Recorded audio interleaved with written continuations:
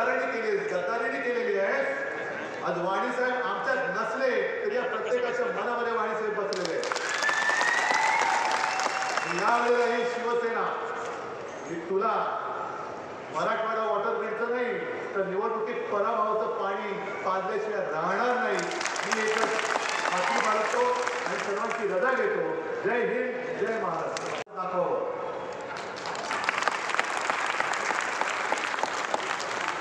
आणि जो आत्ताचा गद्दार आहे जरा थांब रे. ह्या गद्दाराला एक जाणीव पाहिजे होती की खरं ह्या मतदारसंघावरती हक्क होता तो आमच्या वाणी साहेबांचा होता. तर वाणी साहेबांना मी विचारलं होतं त्यावेळेला. वाणी साहेब म्हणाले की उद्धवजी आता मी लढलो ना तुम्ही येणार या हा निवडून ये. म्हटलं अहो मला तुम्हाला उमेदवारी द्यायची. तुला नाही साहेब याला द्या. पुढची नवीन माणसं तयार केली पाहिजे. आज वाणी साहेब असते त्या गद्दाराला उलट टांगून चोपला.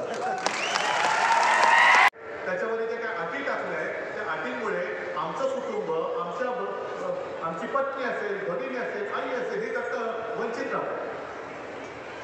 पण तिकडे पेन्शन योजना लागू करायला गेलं तर आमच्याकडे पैसे नाही. निवडणूक आल्यानंतर बरोबर तिजोरी किती पैसे असो कोण असो उघडे टाकायचे. काय त्याचं त्यांचं. आणि सरकारमुळे आता 2 महिन्यासाठी राहिलेलं आहे. दुसऱ्या तिसऱ्या महिन्यानंतर हे सरकार आपण घरी पाठवून देणार. उद्धवजी ठाकरे शिवसेनेचे हार्दिक स्वागत. गर्दी करू नका कार्यकर्ते आपले. त्या मान्यवरांचं फोटो द्या जे आपल्या कार्यकर्ते. शिवाजी गोरे चेअरमन, पूनमसिंग गोगोईराव माजी सभापती, भाऊसाहेब मामा त्रिभुवन माजी संचालक, दीपक हरिचंद्रे, दादासाहेब आव्हाळे शिवसेना युवा सेना उपतालुका प्रमुख दादासाहेब आव्हाळे यांना पण या ठिकाणी येऊन द्यायचे आहे.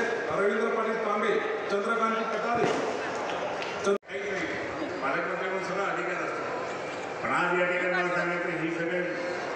आणि त्यांची मागणी काय. जुनी पेन्शन योजना जी आहे ती जशीच्या तशी लागू जी पूर्वी चालू होती. काय करायला अनेक जण तिथे सुद्धा मला भेटले. मला म्हणाले की साहेब आम्ही शेतकऱ्याची मुलं आहोत. अनेक ज्या योजना आहेत जसं लाडकी बहीण आम्ही योजना अंमलात आणतोय पण त्या योजनेचा आम्हाला लाभच होत नाही. कारण त्याच्यामध्ये जे काय अटी टाकलंय त्या अटींमुळे आमचं कुटुंब आमची पत्नी असेल, भगिनी असेल, आई असेल हे त्यात वंचित राहतात. पण तिकडे पेन्शन योजना लागू करायला गेलं तर आमच्याकडे पैसे नाही. निवडणूक आल्यानंतर बरोबर तिजोरीत किती पैसे असो कोण असो उघडे टाकायचे. काय त्याचे त्यांचं. आणि सरकारमुळे आता 2 महिन्यासाठी राहिलेलं आहे. दुसऱ्या तिसऱ्या महिन्यानंतर हे सरकार आपण घरी पाठवून देणार.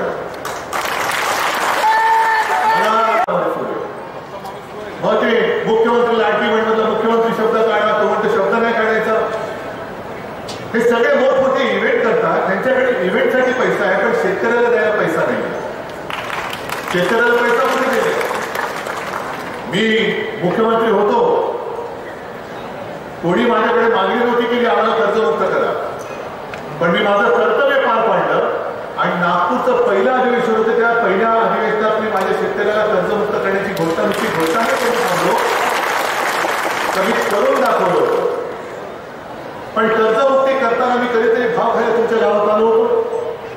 आता जसे आपल्या शिवसेनेमध्ये सगळे प्रवेश करतायत तसं मी तुमच्याकडे आलो होतो. सरकार आमच्या तुमच्या दारी बघा मी तुम्हाला कर्जमुक्त करतो, मी कर्जमुक्त करतो. अरे तू कोण आहेस. जनता आहे म्हणून तू आहेस. जनता आहे, जनता निवडून देते म्हणून तुम्ही त्या खुर्चीत बसू शकताय. आता सुद्धा याचा उल्लेख संजय राऊतांनी केला की इथे यायला मला थोडा उशीर झाला कारण शिर्डीला गेलो आणि शिर्डीवर मी इथे आलो. शिर्डीला सगळे आपल्या राज्यातले पूनमसिंग गोगोईराव, भाऊसाहेब मामा त्रिभुवन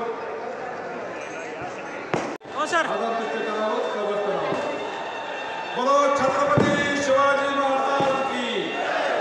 आपण सगळ्यांनी आता स्थानापन्न व्हायचं आहे, बसून द्यायचं आहे.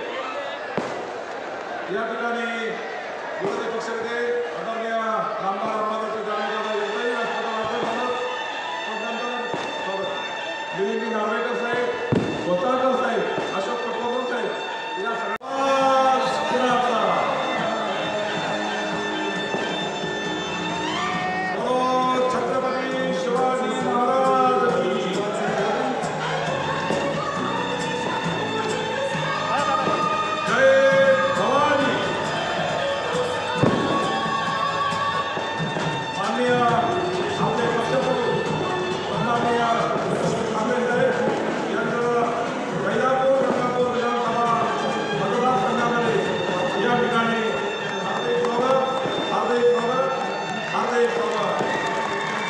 उद्धवजी ठाकरे साहब तुम आगे बढ़ो, उद्धवजी ठाकरे साहब तुम आगे बढ़ो। मी उद्धवजी साहेबांना विनंती करतो आपण त्या ठिकाणी पुष्प या ठिकाणी आणि त्यांची मागणी काय, जुनी पेन्शन योजना जी आहे ती जशीच्या तशी लागू, जी पूर्वी चालू होती. काय करायला हवं? अनेक जण तिथे सुद्धा मला भेटले, मला म्हणाले की साहेब आम्ही शेतकऱ्याची मुलं आहोत, अनेक ज्या योजना आहेत जसं लाडकी बहीण आहे, आम्ही योजना अंमलात आणतोय पण त्या योजनेचा आम्हाला लाभच होत नाही, कारण त्याच्यामध्ये जे काही अटी टाकलंय त्या अटींमुळे आमचं कुटुंब, आमची पत्नी असेल, भगिनी असेल, आई असेल, हे त्याचं वंचित राहत. पण तिकडे पेन्शन योजना लागू करायला गेलं तर आमच्याकडे पैसे नाही. निवडणूक आल्यानंतर बरोबर तिजोरीत किती पैसे असो कोण असो उघडे टाकायचे, काय जाते त्यांचं. आणि सरकारमुळे आता 2 महिन्यासाठी राहिले, दुसऱ्या तिसऱ्या महिन्यानंतर हे तर आपण घरी पाठवून देणार.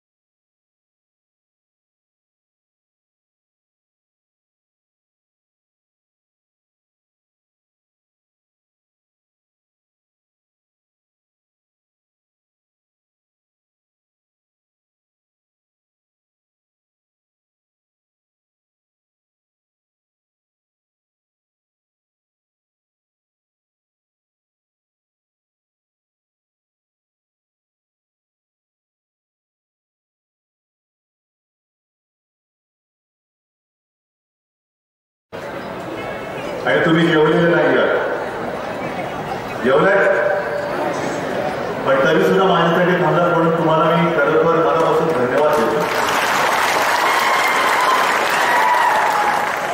कारण मला नाही वाटत आता राजकारणामध्ये कोणासाठी तरी न जेवता तहानलेले भुकेलेले सगळे बांधव भगिनी ही आपल्या नेत्यासाठी नाही, नेते बकड आहे पण कुटुंबातील एका व्यक्तीसाठी थांबतायत, हे चित्र अनोखं आहे.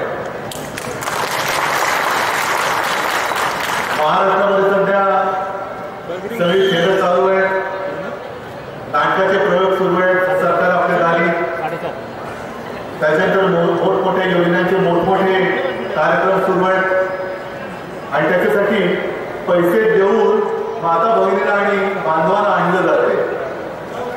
बरोबर आहे की चूक आहे? एसटी बुक केलं जात आहे, जेवणा खाण्याची चंगळ आहे, पण तसं इकडे कोणालाही पैसे देऊन आणलेले नाही. आणले कोणाला? आणि प्रत्येक वेळेला सभेमध्ये सांगतो की त्यांच्याकडे सगळी भांडव लोक आहेत, तिकडे माझ्याकडे एक सुद्धा भांडव माणूस नाही. पण आम्हाला विकतचं काही नको आहे, आम्हाला आमच्या हक्काचं पाहिजे. आणि आज मी इथे पुन्हा मशाल पेटवायला आलेलो. मशाल, आज मला एका गोष्टीचा आनंद आहे, माझे सगळे आपले शिवरायाचा भगवा आणि डौलाने फडकतोय. कारण मध्यंतरी जरा एक गोंधळ माजवण्याचा प्रयत्न केला होता, ज्याला मी गोमूत्रधारी हिंदुत्ववादी म्हणते. त्याला हे कोण गोमूत्रधारी हिंदूवाले? बोगस जनता पार्टी, म्हणजेच भाजपा. हा आपला छत्रपती शिवाजी महाराजांचा भगवा आहे, आई भवानीचा भगवा आहे, हिंदुत्वाचा भगवा आहे, वारकऱ्यांचा भगवा आहे, साधू संतांचा भगवा आहे आणि आपल्या महाराष्ट्राचा हक्काचा अस्सल मराठवाडा भगवा आहे. मग या भगव्याला तोडायचं, फोडायचं. मग कोणीतरी सुरुवात केली, त्याच्यावरती त्यांचं चिन्ह टाकायला लागले, आपण आपलं चिन्ह टाकायला लागलं.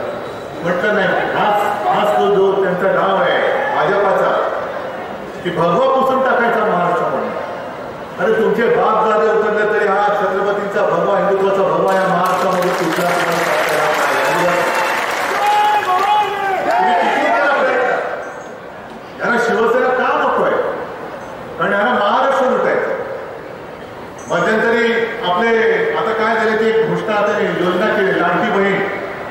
हरकत नाही, चांगली आहे. लाडकी बहीण म्हटल्यानंतर बहिणीला पहिले भाऊ कोण ते तरी दाखवा ना. कारण हा म्हणतो मी तुझा भाऊ, तो म्हणतो मी तुझा भाऊ, तो म्हणतो मी तुझा भाऊ. सगळेच म्हणजे जनतेचा पैसा आणि सगळे फुकट खाऊ. पैसा जनतेचा आणि काय त्या खिशात काय काढणार नाहीये. हा तुमच्या सगळ्या जनतेचा हक्काचा पैसा आहे. तोच आपल्याला म्हणजे आपल्या घरामध्ये महिलांची मतं घेण्यासाठी म्हणून ते देत आहे. मग कशाला आपण घोषणा करतो. महात्मा फुले, सावित्रीबाई फुले यांनी ते त्यावेळेला जे काही क्रांती केली, महिलांना शिक्षण दिलं म्हणून महिला पुढे आल्या, महिला राष्ट्रपती झाल्या, महिला पंतप्रधान होत्या, अनेक ठिकाणी महिला मंत्री आहेत, आमदार आहेत, खासदार आहेत. मग महिला असो किंवा आमचे भाऊ असो, आम्हाला कोणाला सरकारचे उपकार नको, आम्हाला हक्काच आहे. आम्हाला न्याय हक्क द्या, ही आमची मागणी, ही आमची मागणी. आता त्या ठिकाणी हे पैशाला हात लावले तरी, पत्रांना हात लावले तरी पत्र देईल तो असं काही करू नका. आपण आपली एकनिष्ठता ठेवा.